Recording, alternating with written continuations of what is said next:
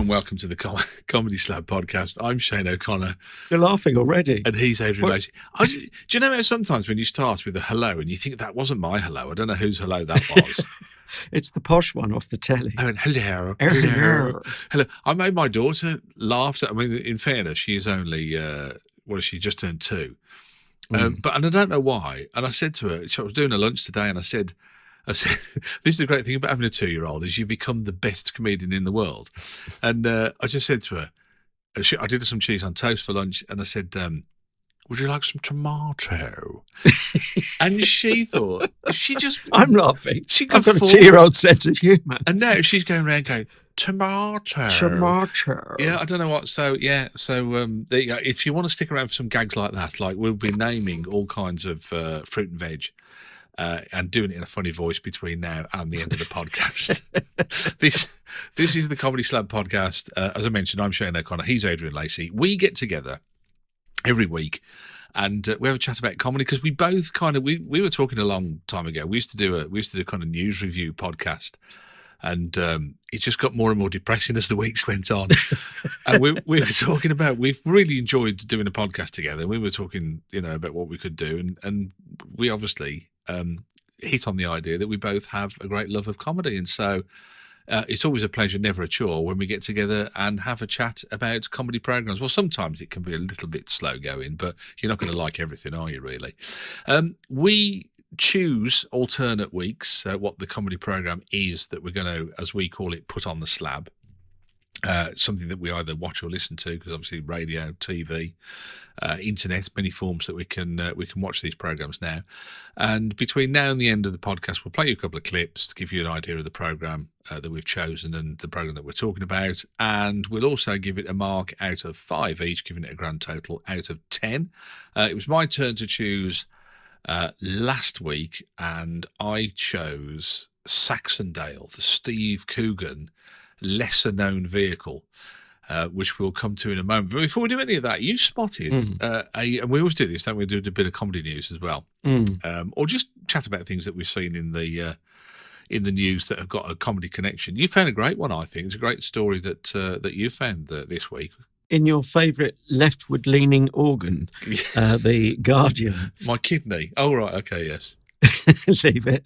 On the front page of the website a few days ago, read the headline, "The Last Laugh, is the television sitcom really dead?" Now, it doesn't matter how many times it's declared dead, I still find the whole idea of discussing it interesting. It's like, I don't know, if you're a football fan, which I'm not, but you are, young Shane, it's discussing your fantasy football team, isn't it? It's that sort of thing. Although it does perplex me. I do kind of wonder why they keep trying to declare it dead so many times, don't you?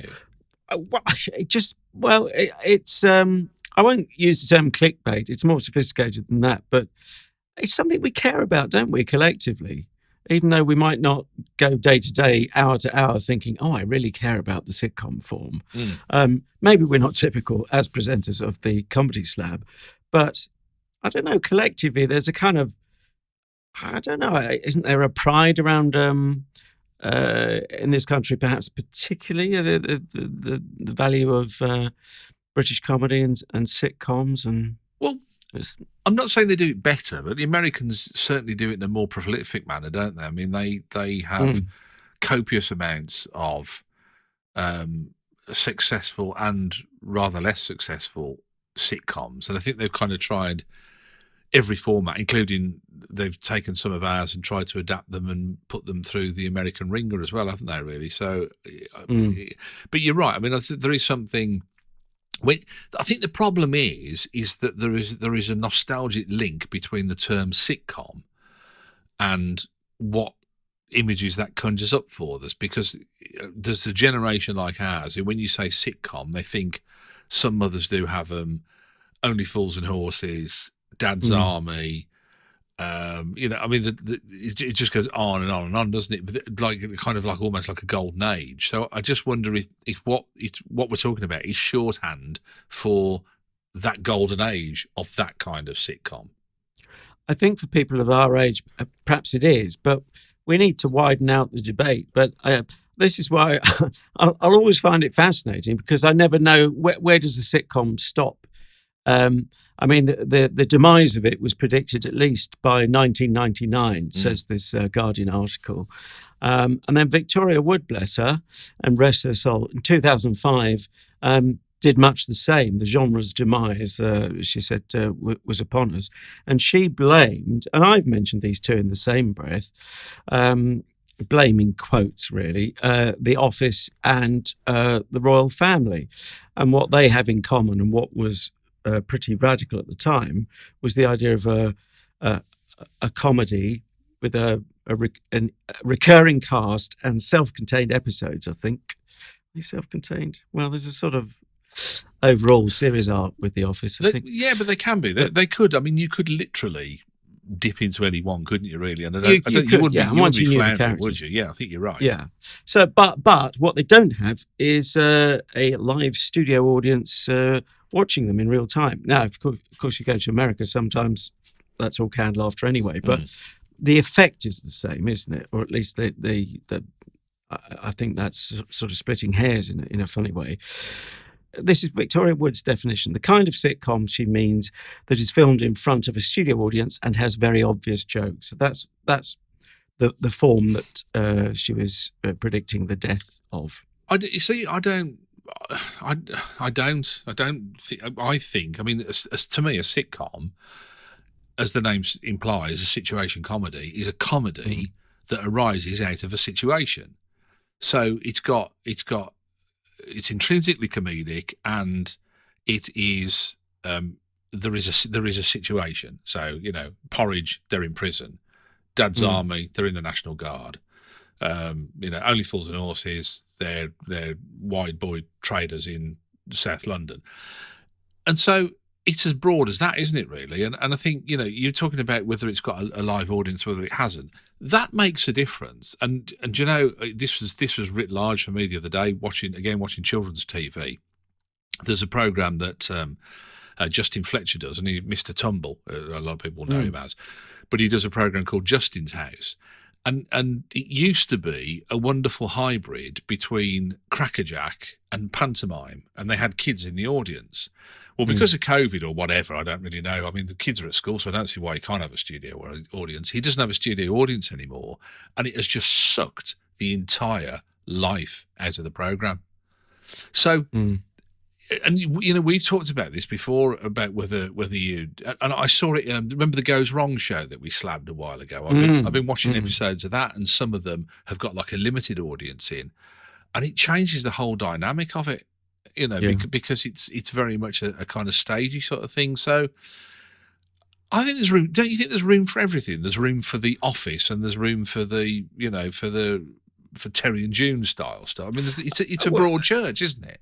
Yeah, I wouldn't ban any of it, except perhaps that thing I didn't like about the driving instructor. But I love that. It still rankles. I saw an article about that the other day, and I loved it with Martin Clunes, wasn't it? Yeah, I've got nothing against him, but what is it? 2 years on, it still rankles. It still hurts. It still haunts me. Yeah, it still haunts me. But no, I to some extent playing it for effect.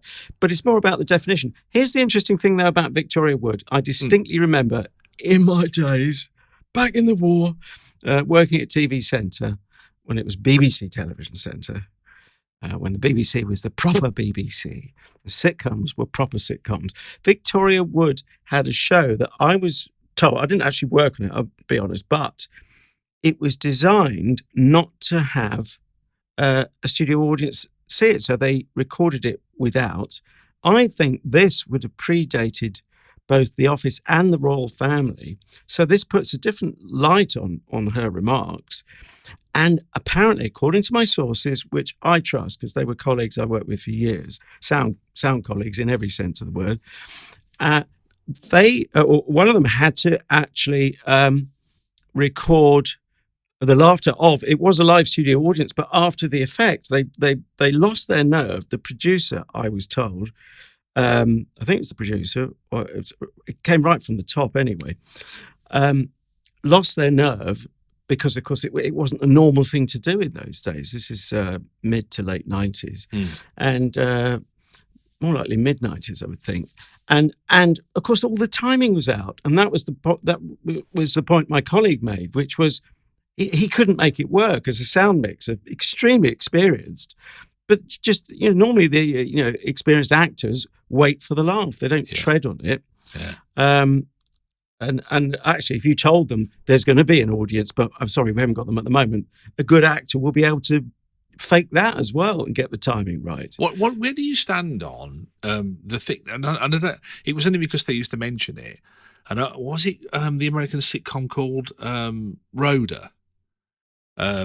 Which was about a woman in New York. I don't know if you remember it. It was really big in the 80s, I think, on BBC Two. I think it was. It might have even been late 70s. But they used to say Rhoda is filmed in front of a studio audience. So basically, they'd recorded it and then they show it in front of a studio. Is that cheating or is that acceptable in terms of putting? Well, did they mean that? I thought in America when they said that they meant it was recorded in real time, but. No, that has been known. I mean, look, I'll give you an example where we didn't have a choice. It was going back a bit to the days of Bread, if anyone remembers that. I was only watching an episode the other day. So it's going back the other day. It's because I remember because they had two Joeys in that, didn't they? The blonde guy. Oh yeah. I remember when the new one. I still think it was the new Joey. And he was the new one, and I thought, I don't like this. This is the new Joey. I'm not so happy with this. But go on anyway. Yes, for Bread. I thought the girls would go for him. Didn't he wear a leather jacket and had blow-dried blonde hair? Both of the Joeys did, didn't they? Yeah. But enough about my possible proclivities that are in denial. But I've forgotten where I was. Oh, yeah, we had a strike. And we, on the Sunday, so we couldn't make the show on the Sunday, which was the normal day in those days for recording sitcoms because theatres were dark back then. And we had to come in on the Monday and record it, but we didn't have a studio audience because, they couldn't arrange it in the time available and they wouldn't have had the numbers because, people hadn't put it in their diary. So we recorded it without a live studio audience. It'd be interesting to see if anyone could spot that because, again, very experienced actors playing in Bread, I think they would have got it right and you wouldn't notice the difference. But it wasn't dubbed on. It was a genuine live studio audience, but we couldn't arrange it for that day. I think it was maybe a week or two later. Right. And so they did it that way. But the pauses would have been inbuilt by the actors, which must have been quite a high wire act for them if they hadn't done it before or not for years. So it does happen. But I don't think that's cheating. The only problem I would say is that you're stuck with the timing you've got on the videotape, aren't you? Yes. Tape as it was then. Yeah. Unless you start replaying it and then telling the audience now, can you just hang on and laugh until when he says daffodil? Just another 0.3 of a second. Yeah. We'll be home. Yeah, you can laugh. But if you think about it, we've had that for years anyway, because all the outdoors material, the location stuff that punctuates the sitcom and has done for years, used to be on film for those of a certain age. Yes. That is all fixed. So that's why the laughter, you'll notice if you're a soundball like me, might be a bit lower because the sound mixer doesn't want to take the risk of drowning out the next line. And also, I mean, the other thing is there was a huge visual jar as well, wasn't there? When you watched it, when the colours, then I just got used to it in the end. Yeah. I mean, it was how it was, wasn't it? And it was part of the thing, really. But shall we get on with what we're putting on the slab? He said, prompting things. Yeah, slightly. I think so. And as I mentioned, Saxondale. Now, this is a Coogan thing, obviously, Steve Coogan thing. I think. Probably one of the lesser known. It's the ones that never really talked about. It's quite interesting, really. How well did you know it? Were you aware? I was aware of it, but I knew no more than possibly at most seeing the odd trailer at the time. And I'm not even sure. I can't even remember seeing that. So I'm just surmising. Well, how else would I know about it? I do remember it being promoted. So not even tempted to watch it at the time. Then you've not seen any of it. Not even one episode. No, I mean, I shouldn't do it, but it was a bit of a rush to prejudicial judgment, a prejudge, and I I suppose in my mind, immediately I compared it to partridge and decided it couldn't measure up. Okay. Which again, I should at least have experimented at the time. Well, we could talk about that later, but I do wonder if that was one of the things that it suffered from, was that it couldn't get out from underneath the shadow of Alan Partridge. But does it deserve to? We will find out. Should we have a clip first so that everybody can have a bit of an idea of what we're talking about? I mean, we'll go straight into it because it's one of the things that I don't know whether this bothers you or whether you like it or not. I love it when they go straight into the action and then the theme tune comes later. Yes, but going back to old school sitcoms, that almost was never the case, as I recall. Yeah. But it feels like it hits the ground running, doesn't it? And it feels a bit more contemporary. But yeah, it's like, it started. Hang on, quick, come on, hurry up. I haven't got the popcorn yet. I know, you're not even sat down. But so straight to the action and straight at the start of the episode, we start in a library. We see it's got an outside establishing shot of a library. And you hear the audio. If we've watched series 1, this is we were actually slabbing episode 1 of series 2. But if you watch series 1, you will know that Tommy is receiving a kind of group therapy, enforced group therapy counselling for not really specific anger issues. He has issues around anger and containing it. But I think even if you didn't know that from series 1, I think if you came to series 2, I think you kind of pick that up as things go along. But you'll hear and make up your own mind. But the latest member of the group in group therapy seems to have a few more issues than Tommy does. I mean, I realised I was actually medicating my anger. But my blood runs cold when I think back to the stuff I did when I was out of it. Anything I could lay my hands on. Booze, heroin. I smashed up a brand new BMW 850i. The hookers I was with, well, they must have been psychic, because they jumped out 5 minutes before I wrapped that thing around a tree. Doctor told me I'd severed 3 tendons in this arm, broke this wrist. Got up, went to the nearest bar, like some crazy latter-day dandy, ordered a double jack, and racked up a line of the devil's dandruff. Oh, thank you, Jeff. That sounds harrowing. Oh, it was, my friend. Would anybody else like to share any similar... Tommy? Yeah, no, just listening to Jeff's story brought back some bad memories for me about when I was so high on drugs and fat from pies, I went out and drove over a puppy. A really cute one, and then I ate it. And then I was thirsty. I ended up drinking the acid from my car battery. And I was tripping so much I actually fell into some farmyard machinery. Now that was harrowing. I severed all the tendons in my head, shoulders, knees and toes, and eyes and ears and mouth and nose, but crucially my head, shoulders, knees and toes, knees and toes. And the doctors who were charged with reattaching the tendons on my head botched the job because they were high on drugs too.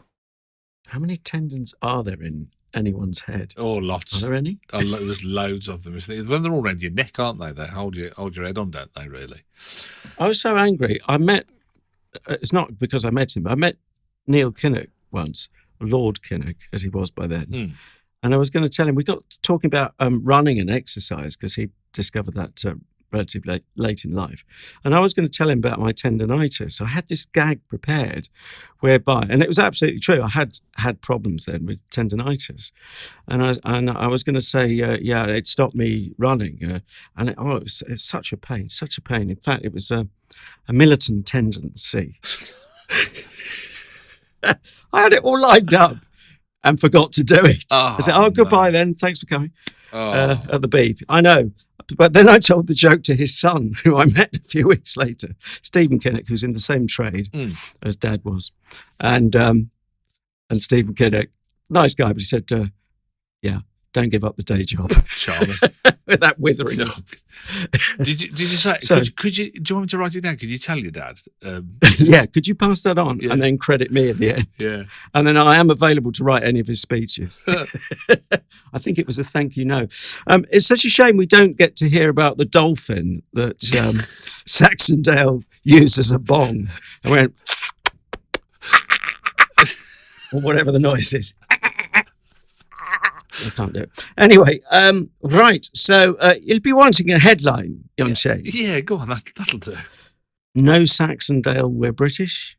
No, that's a bit fierce. Saxondale and rock and roll, not for me. Oh, Saxondale and rock and roll. Not really there. Yeah, I like that. Not really there.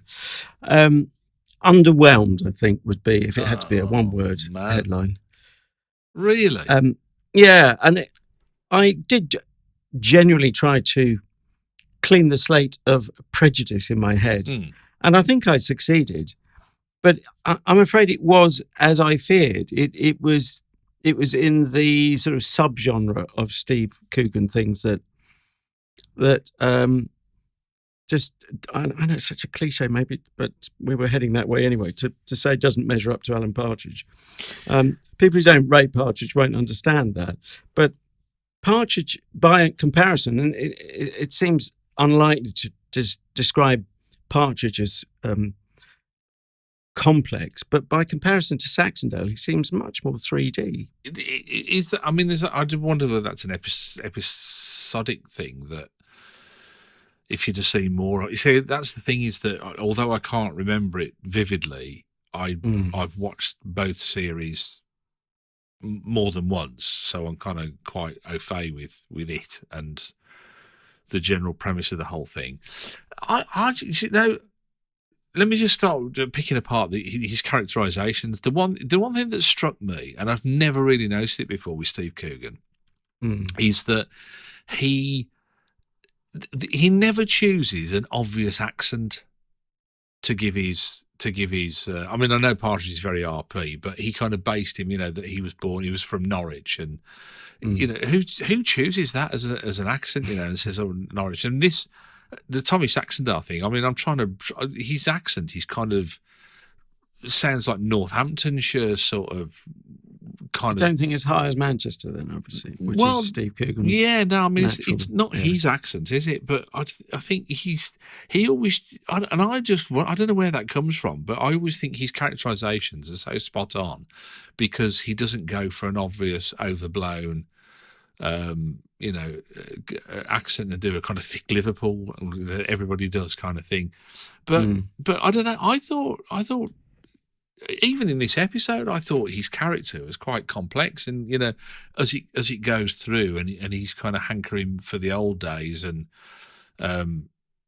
he's almost really kind of deflated, isn't he, by the fact that he's kind of got this realization that things have changed and time has moved on, but then manages to bounce back from it. I thought quite the reverse. I thought he was really well-rounded as a character and well put together, but you say no. Well, look, it's Steve Coogan. So, I mean, the problem with that is you're judging Steve Coogan against Steve Coogan.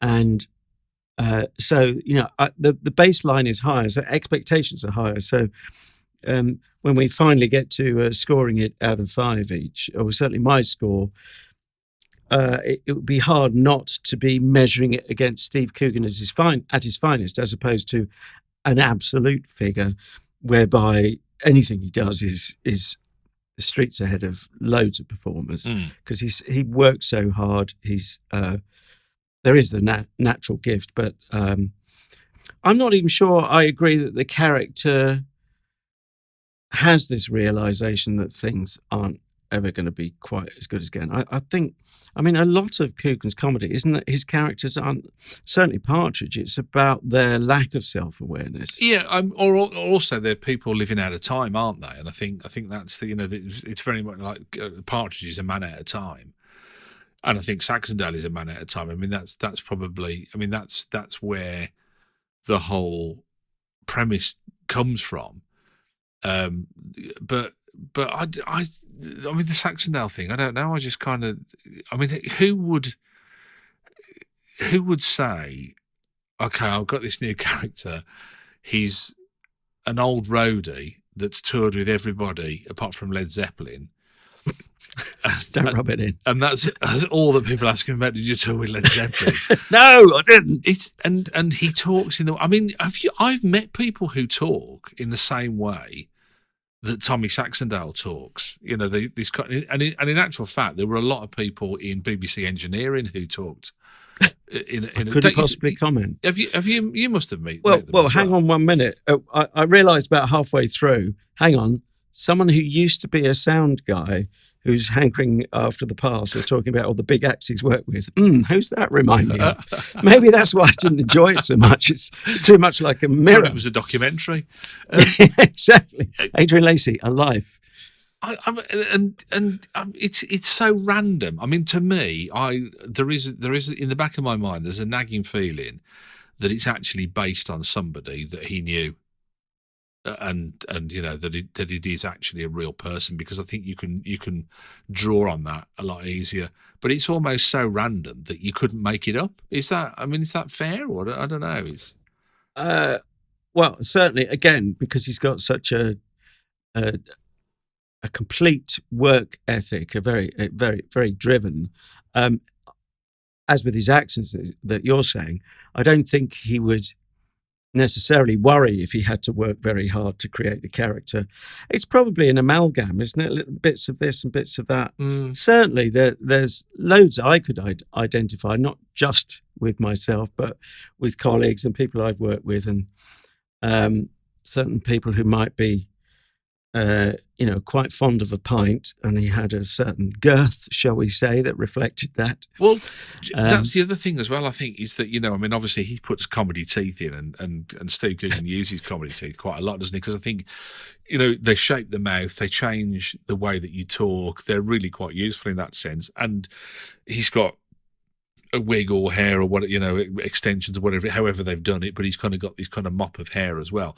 But when you look at the way that he walks, he changes his whole body shape as well, which I think is the real mark of a hugely accomplished character actor, is that you can, he changes like you say, he's like, his belly is distended and he kind of walks with his arms, his shoulders back. He's got a whole walk about him. He's got the whole thing. And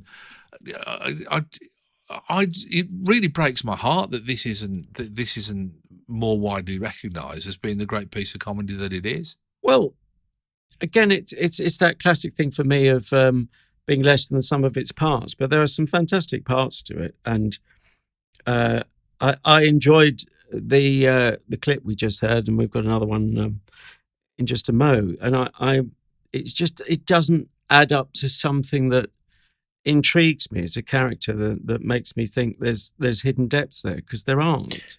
Do you think, and it's weird that we would think this, because I would have thought, or it's weird that you think this, because I would have thought that you wouldn't think this, but do you think there's not enough of a touchstone with the character, that there's not enough that resonates with people, whereas with Alan Partridge, you can see that person or people like him on the TV? I mean, they're all talking about Richard Madeley has been made the new presenter of Good Morning Britain to replace Piers Morgan. And the first thing that trended on Twitter was Alan Partridge, because so many people had said, we think he's a real-life Alan Partridge. So there's that touchstone there, isn't there, that people go, I can relate to Partridge because I can see people like him, but you can't see people like Tommy Saxondale. I don't think it's that, but unfortunately I haven't got a better sort of counter-suggestion, because I just haven't settled on this question of why don't I warm to Saxondale in the same way as Partridge. I suppose I certainly don't identify with boozy blokes. That's, I'm never really comfortable there. I'm not a blokey bloke. Even to call someone mate, which I'd love to do, I always feel, someone called me that in the swimming pool this morning. Lovely guy. And I couldn't return the mate, because it's just not me. It comes out of my mouth. It sounds like it's scripted for someone else. Did you just call him Poppet like you normally do? I touched him on the shoulder and said, say, thanks. Don't trouble yourself, you'll be all right. That's lovely. Yes. But I mean, he was possibly a bigger softie than me, but there's something blokey and matey about the way he talked to me that I felt I just couldn't mirror back. It just wouldn't feel genuine. And yet I loved his warmth. I always gravitate to warmth and humour and so on. But just quite bizarre. Did you like Tommy Saxondale? No, I wouldn't want to be trapped in a lift with him. I wouldn't. Oh God, no, he's a bore. Right. But then I mean, would you want to be tracked with Partridge? I don't think I would. I mean, I watch Partridge at a safe distance and laugh, but... Maybe it's the underdog thing, but, I really want characters like that. Don't put yourself down, Shane. Oh, sorry. Yeah. And the Paul Calf character that we don't... That's painful. We don't see anymore, but, I mean, he was just fabulous, He's... in the was it Paul Calf's diaries, and he's there having his breakfast, and his ex-girlfriend comes in and says, have you got a job yet, Paul? And he goes, yeah, I'm a taster for sugar puffs. and great line. Stuff like that. But I thought there were great lines in this as well. It's just with the Moana Banks is talking about she saw a tramp somebody thought that you were having a wee in town, Tommy. And she said, "You know what I'm saying?" He went, "Yeah, I've got the hair of a weeing tramp." And there was good stuff in there. There's good laughs in there, good lines in there, and I don't know. I don't know why. I don't know why it doesn't work for you. I think it's frustrating, really. Should we have another clip and have another listen? I think it's long overdue. Because I do want to talk about supporting cast, because I mean this was like an all-star episode in the end, wasn't it? I mean, it was they were popping up left, right, and centre, faces that you'd know even if you didn't know the names. But in the next clip, we're talking about Moana Banks. In the next clip, this is Tommy Saxondale's apprentice, his helper, his second in command, Raymond. Played by the wonderful Rasmus Hardiker, who's actually from my neck of the woods. I think I told you this before. He's a Sutton Coldfield lad, who I know as well, which I couldn't believe. He does a lot of voiceovers for kids' TV. He does a lot of the voice on Danger Mouse, Dennis the Menace thing he does as well, and also a thing called Flugels, which I couldn't believe it. I heard him on it doing it, and I thought, God, there's no way that's his voice. But he does a lot of voiceovers for that as well. But Rasmus plays his sidekick, Tommy's sidekick, Raymond, who's a bit kind of dopey, isn't he? He's a bit kind of lethargic and whatever. But anyway, Raymond and then eventually a hungover Tommy arrive in the office to see Vicky. Now, Vicky is the woman who hands out all the work, the pest control work to Tommy, and she's also kind of his nemesis. Oh, hello. We've come for the check. Oh. He's on his way. Aye.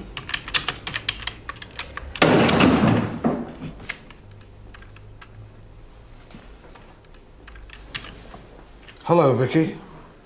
Oh, Tommy, babes, you all right? Okay, right. I wasn't going to say anything. But I met Nadia from Big Fun Office Solutions. No. Well, she was in Curry Express last night, and she said that she saw you trying to moonwalk in front of two 17-year-old girls. I mean, what was all that about? Just having a laugh. What, is that right, Raymond? I don't know. I wasn't really paying attention to that. Well, then later she was at Pantheon of Rock, and she said she saw you headbanging to some Queen tribute Vicky, band. why don't you just stick an electronic tag on my fucking ankle and be done with it? It's only because I care, sweetheart. I mean, it's not like you, is it? Someone must have spiked my drink. Oh, Tommy. It's your real friends that will tell you to your face, sweetheart. Right, Paula said she saw you mooning away at the DJ's booth.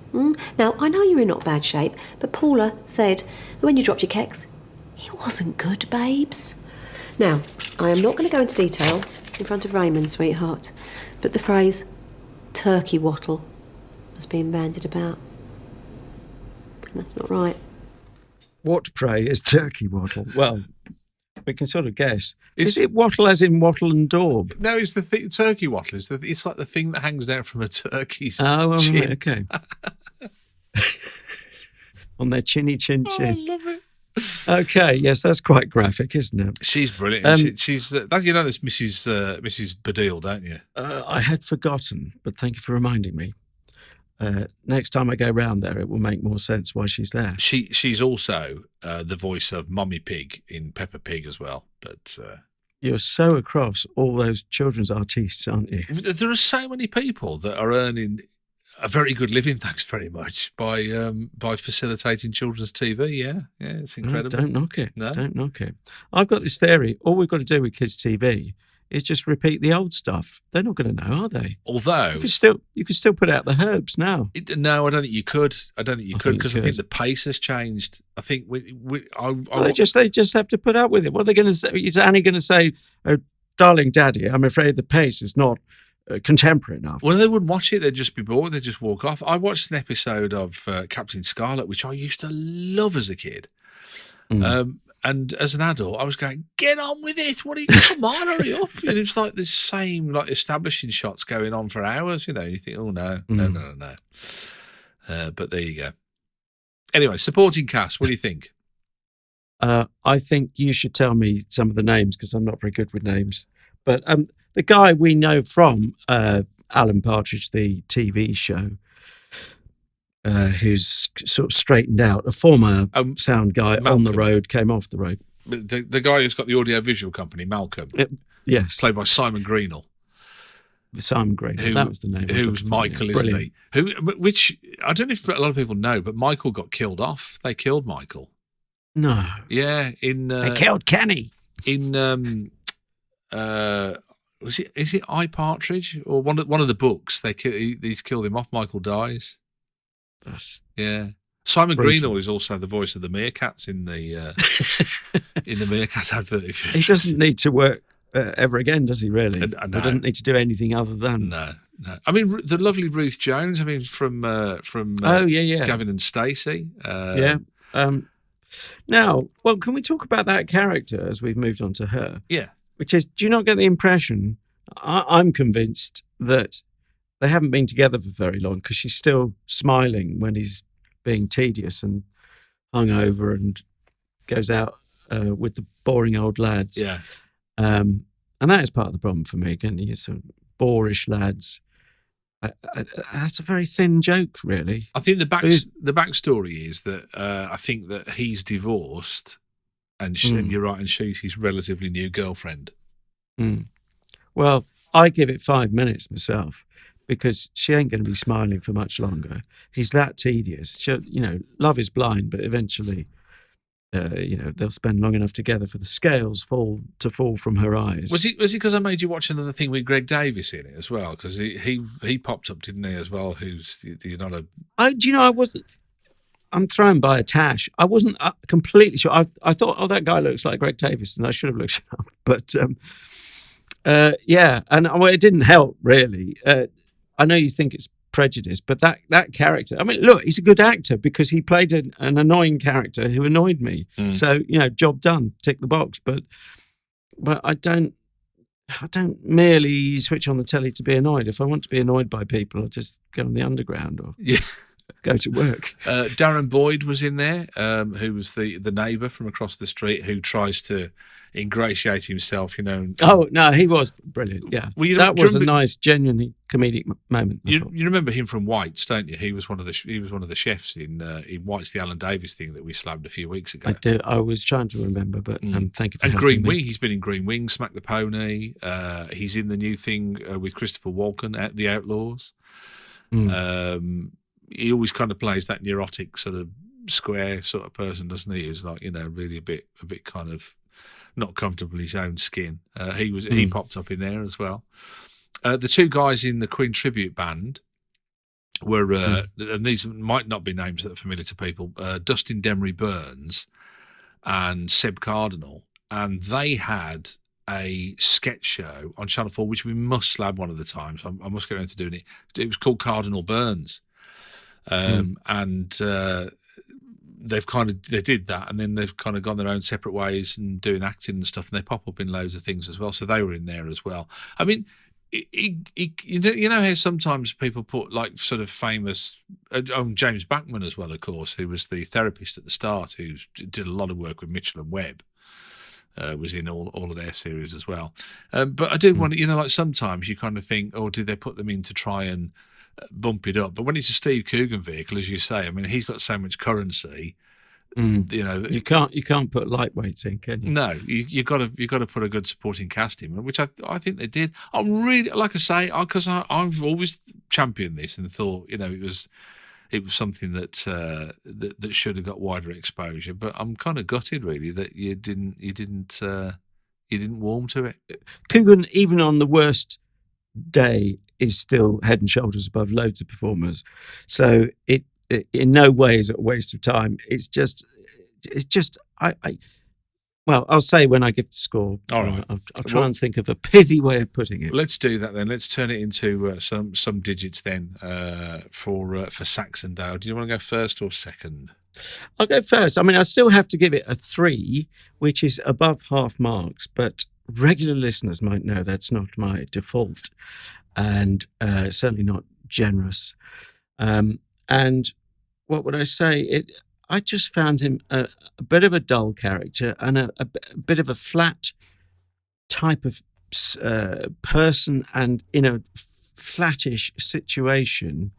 I'm surprised so much was built on it, and I didn't feel it could support that weight that was put on it, the comedic weight, unfortunately.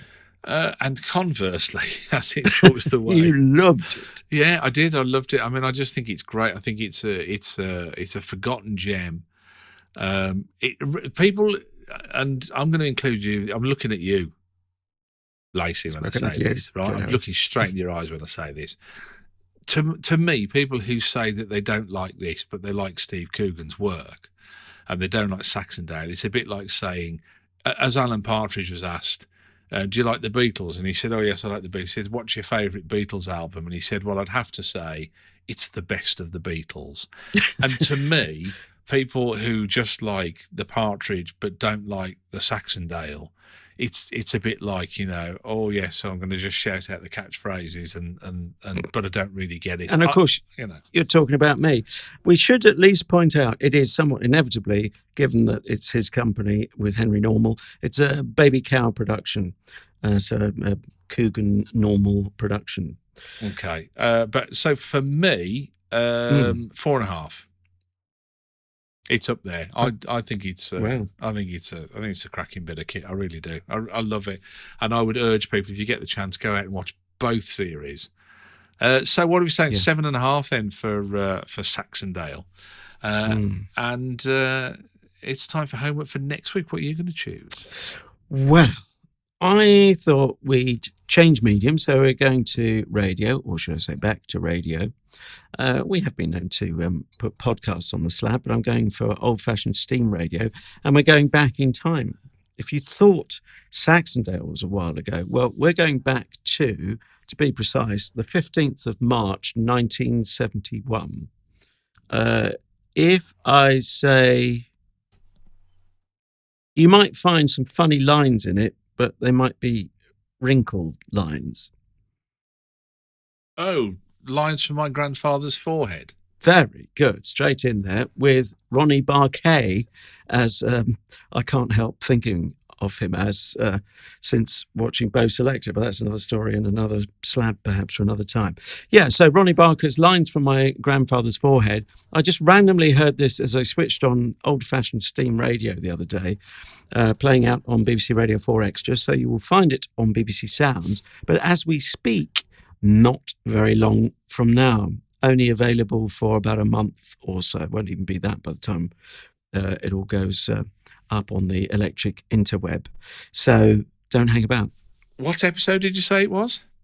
I didn't actually, because it's only given a date, which is the 15th of March 1971, but it is actually, that's effectively the episode name as they've listed it. Don't forget you can catch the Comedy Slab on Spreaker, Stitcher, iHeartRadio, and all the other podcast aggregators. Ooh, Arcater. And basically wherever you get your favourite podcast from, go along and get us. All you have to do is put in the @ symbol and Comedy Slab, all one word, and we generally pop up in some way, shape or form. Yes, whether it's the form you want to see us in, who can say? I was just thinking when we were talking about that sitcom article earlier, I must put that up on Twitter. Do remind me, please, darling. Okay. And our Twitter handle, where you will find it, if I succeed in remembering to put it there, is @ComedySlab. Naturally enough, do follow us on Twitter if you're not already doing so. And also you'll find a Facebook page, somewhat inevitably. Do give us the old thumbs up on Facebook @Comedy Slab there as well. Also, we would love a huge dollop of stars on Apple iTunes whatever it is, Apple Podcasts, iTunes. Rearrange those words to form a well-loved sentence, and some nice comments there as well. Look, you could recommend us to anyone, even your milkman, if you have such an old-fashioned concept, or a milk lady who calls at the door, or someone who does the Amazon deliveries. Just spread the word, please, and we will love you for it. So in the meantime, thank you very much for your company. I'm off now to spend the next couple of weeks, obviously, doing my homework so that we can be all up to speed and up to date with the next podcast, but also trying to find something for the week after that doesn't offend Adrian and doesn't remind him too much of himself and has no lines in it about him being a weeing tramp or anything of that nature. And it just remains for me to ask you, would you like a tomato? You old fruit.